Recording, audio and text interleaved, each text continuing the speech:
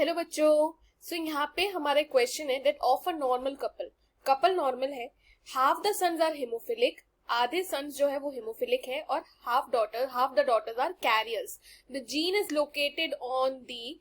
अब ऑप्शन में है कि भाई एक्स क्रोमोसोम ऑफ फादर और वाई क्रोमोसोम ऑफ फादर, या one X chromosome of mother, या फिर दोनों, उनके दोनों एक्स क्रोमोसोम पे। So let's start with the key concept of the question. सो यहाँ पे जिस की कॉन्सेप्ट की हम बात करेंगे वो है about haemophilia. So let's talk about haemophilia once. So haemophilia के बारे में हम क्या जानते हैं कि फर्स्ट ऑफ ऑल ये एक हेरिडिटरी डिजीज है।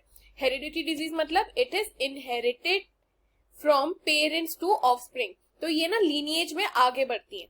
अच्छा, किस पैटर्न में? What is the pattern? Pattern as in कि ये जो डिजीज है वो किस वे में आगे बढ़ती है, तो इसका मतलब है कि वो एक्स लिंक्ड रिसेसिव वे में ये पैटर्न शो करती है।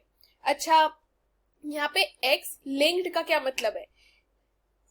इसका ये मतलब है कि जो हमारे पास जो सेक्स क्रोमोसोम होते हैं, the 23rd pair of chromosome, उसमें हमें फीमेल और मेल में क्या देखने को मिलता है? देखो, मेल में हमें देखने को मिला एक्स वाई और फीमेल में क्या मिला?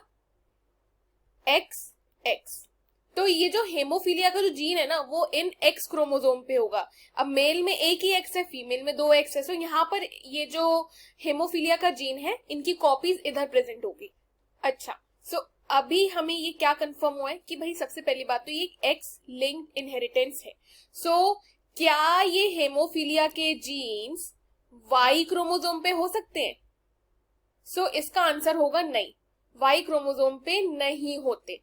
अगर कहीं पे भी हमें ऑप्शन में वाई क्रोमोसोम पे ये जीन लाई करता है वो दिख रहा है तो वो इनकरेक्ट है, यानी कि ऑप्शन बी तो सीधा सीधा इनकरेक्ट हो गया। ठीक है, अब चलते हैं आगे। अब क्वेश्चन में क्या बोला है? क्वेश्चन में बोला है कि नॉर्मल कपल है। नॉर्मल कपल का मतलब है कि दोनों मदर एंड फादर दोनों के दोनों ना हेमोफीलिया के कोई फिजिकल साइंस शो नहीं कर रहे, दे आर नॉट अफेक्टेड। अच्छा, पेरेंट में एक चीज होती है कि जो मदर होती है ना, जो फीमेल होती है, वो हेमोफीलिया की कैरियर हो सकती है। अब कैरियर कैसे हो सकती है? कैरियर ऐसे हो सकती है, मान लीजिए 2 एक्स क्रोमोसोम है, इनमें से किसी एक के पास अगर एच का जीन हो तो वो कैरियर हो गए। नॉर्मल होगा तो एक्स एक्स हो गया, और अगर मैं कहूं कि अफेक्टेड है तो अफेक्टेड वाले क्या शो करेंगे? दोनों कॉपीज, दोनों एक्स क्रोमोसोम पे एक एक कॉपी होगी, क्योंकि ये रिसेसिव है ना। अच्छा, मेल में ना कैरियर नहीं होते, मेल में सीधा आता है affected. No, they can't be carriers. क्यों? क्योंकि उनके पास एक ही एक्स क्रोमोसोम है, और अगर एक ही एक्स क्रोमोसोम पे भी हेमोफीलिया की कॉपी चढ़ गई तो फिर तो उसको हेमोफीलिया हो गया ना। अगर हेमोफीलिया का जीन यहाँ पे चढ़ गया तो उसे हेमोफीलिया हो गया। हमें इस कॉन्सेप्ट से एक और चीज पता लगी, that mail can not be the carriers for haemophilia.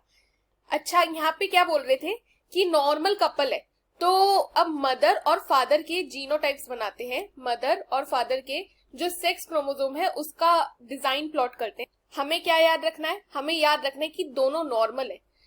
Father के केस में नॉर्मल कब होगा? सिंपली तब जब उनके पास हेमोफीलिया जीन की एक भी कॉपी ना हो।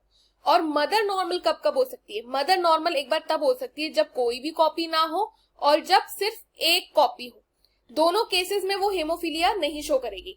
अच्छा, आगे अगर आप क्वेश्चन में देखेंगे उन्होंने क्या बोला कि half the sons and half the daughter are carriers. अब अगर लीनिएज में आगे हेमोफीलिया गया है तो जरूर ये वाला सेक्स क्रोमोसोम होगा।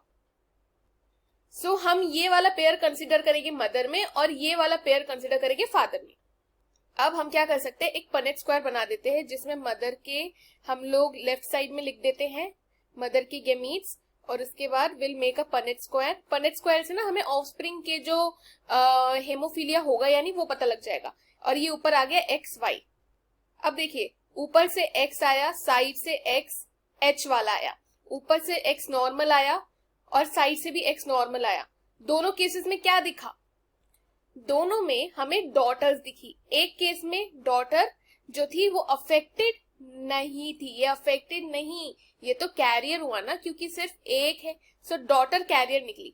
लेकिन दूसरे में क्या डॉटर अफेक्टेड है? नो, डॉटर निकली नॉर्मल। क्या यही कंडीशन क्वेश्चन में बोली थी? एक बार क्रॉस चेक करते, क्या बोला था? Half the daughters are carrier. इसका मतलब अगर 2 डॉटर है इन कपल की, तो उनमें से एक कैरियर निकली और दूसरी वाली यानी कि एक नॉर्मल निकली। सो ये चीज हमें देखने को मिली और यहाँ पे भी यही देखने को मिला, तो मतलब हमारे गेमीट सही जा रहे हैं। अच्छा, एक बार मेल भी बना लेते हैं। एक्स एच लेफ्ट साइड से आया और ऊपर से वाई, लेफ्ट साइड से नॉर्मल एक्स, इधर वाई। इधर पे हमें क्या देखने को मिला? इधर पे हमें अफेक्टेड देखने को मिला, क्योंकि मेल तो कैरियर ही नहीं होते। और एक्स वाई क्या थे? एक्स वाई नॉर्मल मेल थे, नॉर्मल। तो इधर पे भी हमें क्या देखने को मिला? अफेक्टेड। यहाँ पे क्या क्वेश्चन में बोला था कि half the sons are haemophilic, यानी कि 2 सन में से एक हेमोफिलिक और एक नॉर्मल, वही हमें देखने को मिला। सो मदर का ये जो हमने बनाया ना, जो पेयर बनाया, वो करेक्ट था। तो अब ऑप्शंस देखते हैं। X chromosome of father, option A कह रहा है ये तो हो ही नहीं सकता, क्योंकि फादर तो नॉर्मल है ना हमारे।